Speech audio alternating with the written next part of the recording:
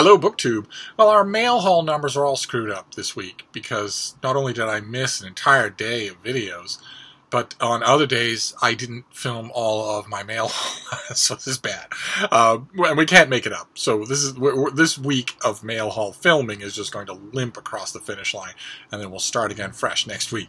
But I do have a bunch of packages here that I thought we'd go through together, and it ends in a box, a mysterious box, a box that I suspect is not from a publisher. So let's start off and see what we have here.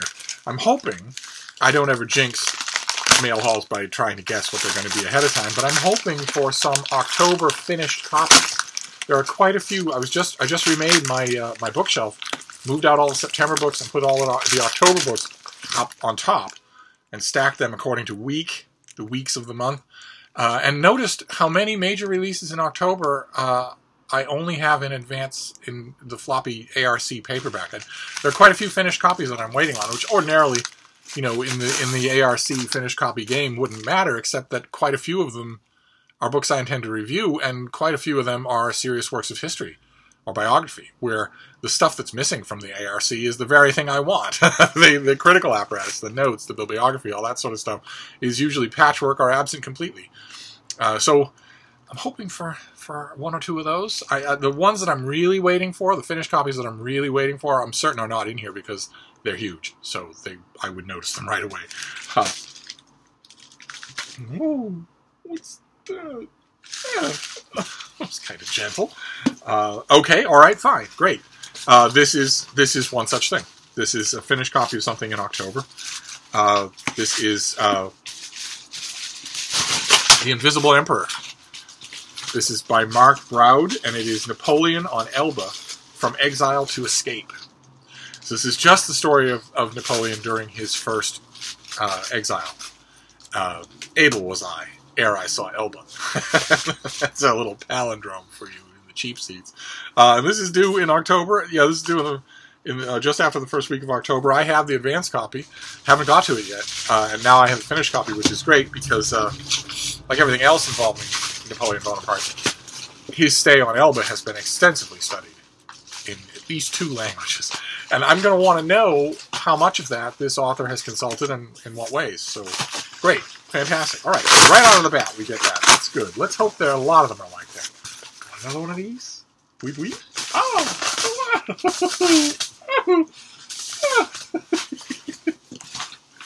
Okay, great. Fantastic. All right. Boy, I only had to call it for it to happen. This also is a finished copy of an October release. I think we saw this before. This comes out at the very end of the month. This is by Julie Dobrow, and this is After Emily. This is the tangled and fascinating story of Emily Dickinson's literary heritage. What happened to her works? What happened to her manuscripts? What happened to her, the care that was taken of her publishing name and reputation by the ladies who took up that task after Emily Dickinson was dead? This is one of 2 books like this season. The other was Kafka's Last Trial.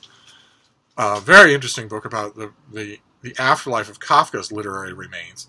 And this is the same thing. This is, if anything, a more tortured story of the afterlife of Emily Dickinson's literary remains. And one of the things that always interests me most about these kinds of books is not just what happened to the documents and who sat on them and, you know, who got the chest of drawers that had all the T-marked papers in it, but also what these things can't help but also be about, which is the ups and downs of the posthumous literary reputation of these people. That's always fascinating to me. All right, let's see here. Here's this next one. Can we just keep doing finished copies in October?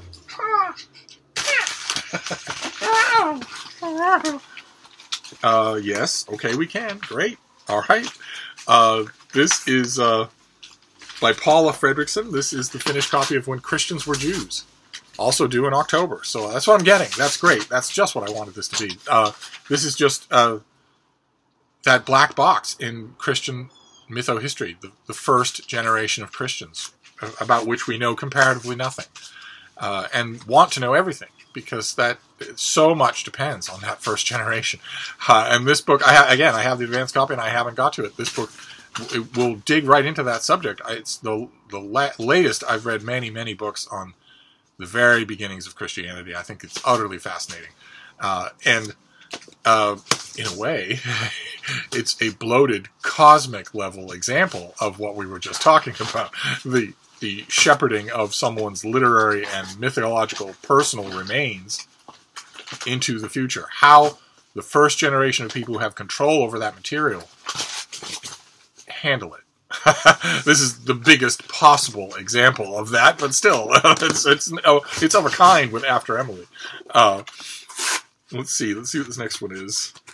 This is pretty good. This is good. I am now full scale into October reading because I'm changing the books like that and making the new shelf. I wish it's the only time, I've mentioned this before, it's the only time that I wish I had editing and time-lapse abilities like the rest of you do, like the cool kids do on BookTube, because I would just set up a camera and show you that process of changing over the shelves, but no. But anyway, here, come around here. Sorry, I was talking when I should have been feeding the shark.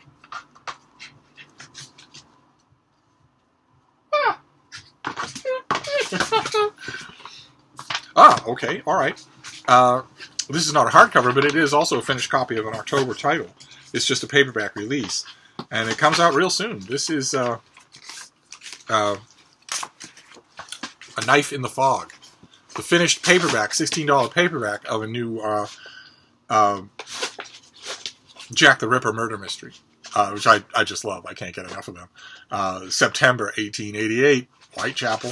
29-year-old Arthur Conan Doyle is offered 1 month's employment to assist the Metropolitan Police as a consultant in their hunt for the serial killer, soon to be known as Jack the Ripper. Doyle accepts, with the stipulation that his old professor of surgery, Professor Joseph Bell, agrees to work with him. Bell consents, and soon the two are joined by Miss Margaret Harkness, an author residing in the East End who knows how to use a derringer and serves as their guide and companion. And this is written by Bradley Harper, who is a retired U.S. Army colonel and a pathologist, and who is, on the back cover, rocking an epic beard. All right, so that is yet another finished copy. It's just not a hardcover. So we're doing fine. We're getting closer and closer to the mystery box. So, all right, what is this next one? All right, fantastic. All right, this is what this is going to be, and that's what it should be. This is another finished copy from October of something we've seen before. This is the Magdalene in the Reformation. It's the finished copy of the Magdalene in the Reformation, the figure of Mary Magdalene in the New Testament and what the Reformation did with her. Great, fantastic. So this is due again right after the first week of October, right at the beginning of the second week. Fantastic. All right, let's just barrel on here. I'm amazed, actually, that we've had nothing but this. That there's been no advanced copies of anything. That's kind of weird. What is this next one? Okay, incredible. This is another October release and finished copy. This is one that I'm enormously happy to have. This comes out on October 9th, and it is Godsend by John Ray, the author of Lowboy. Novel that I cannot praise highly enough. I actually love this author's work. Not just Lowboy. But this is Paul Walker Lind, right? Or John Walker Lind. This is in November of 2001. A 20-year-old American man was detained by U.S. military forces after a prison uprising near Mazar al-Sharif in northern Afghanistan. John Walker Lind, known to the world as the American Taliban, was eventually sentenced to 20 years in prison. He apologized to the court for fighting alongside the Taliban, saying that had I realized then what I know now, I would never have joined.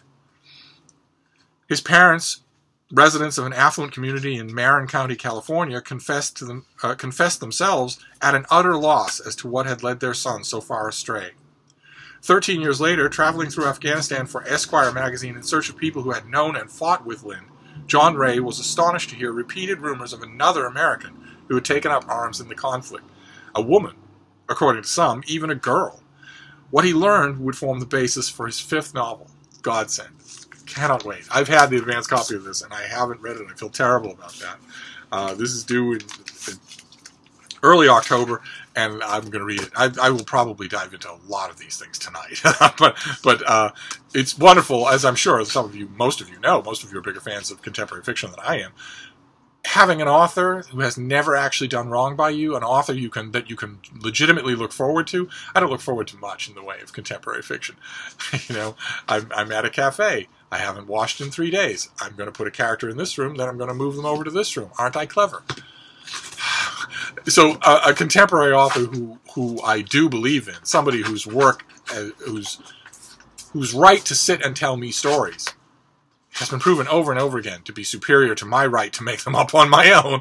That is a wonderful feeling, to have a contemporary author you believe in.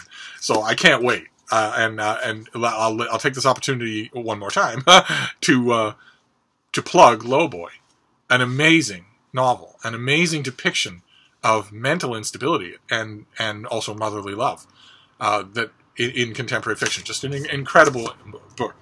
So let's move on here with one more of these white things to do. Whoa, whoa, whoa. What is this? Oh boy, alright. So this is a clean sweep. This is another finished copy of an October book. And this is another paperback original, if I remember correctly. Yeah, this is a $17 original of Murder on Millionaire's Row. Fantastic. So this is just a very pretty finished copy of a murder mystery set at the turn of the 20th century, I believe. Gilded Age, New York. In Gilded Age, New York, some secrets are best left in the shadows. And this is the author's debut. This is Erin Lindsay's debut historical murder mystery.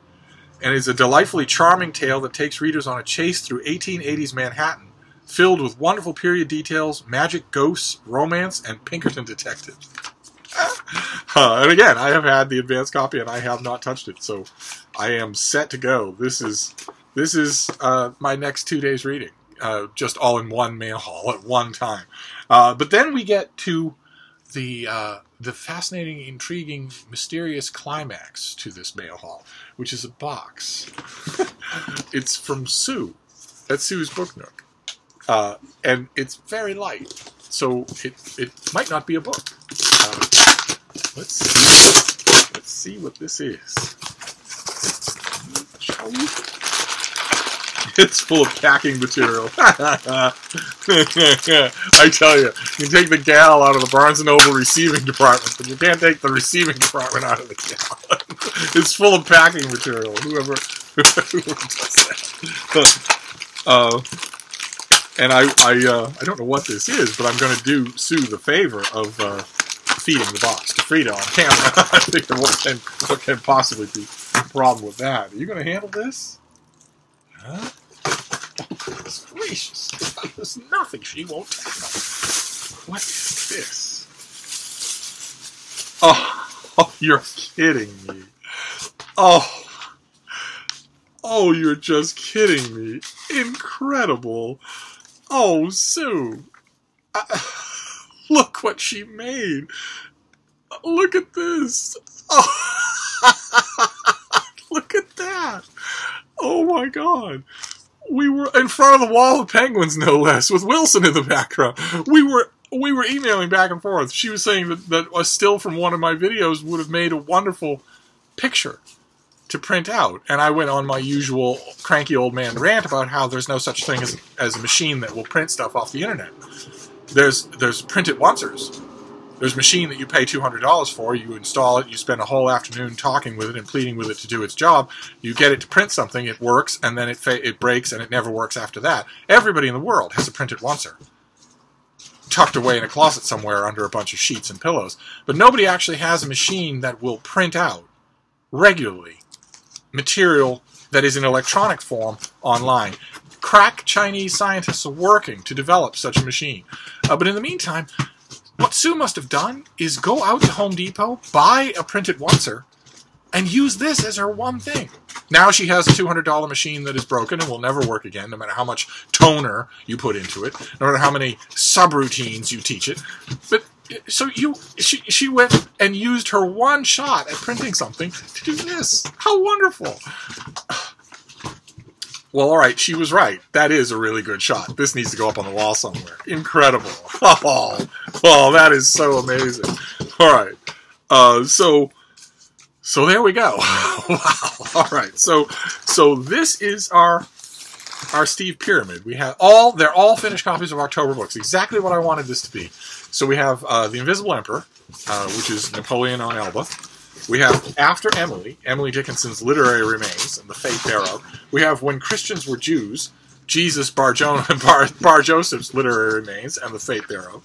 A Knife in the Fog, a Jack the Ripper murder mystery starring Arthur Conan Doyle. The Magdalene in the Reformation, more religious, Christian religious history. I could never get enough of that. Godsend by John Ray, a new novel. And Murder on Millionaire's Row, a debut historical mystery from the 1880s, Gilded Age, New York. How wonderful. And they're all finished copies from October. So I had vague ideas about what I was going to read tonight. Instead, I'm just going to start working my way through these. I don't think I'll get all of them done in one night, but you never know. A couple of them are pretty thin. So that's it. That plus this wonderful picture is our mail haul for today, for a Thursday. So I will wrap this up, but I'll be back. Thank you, BookTube.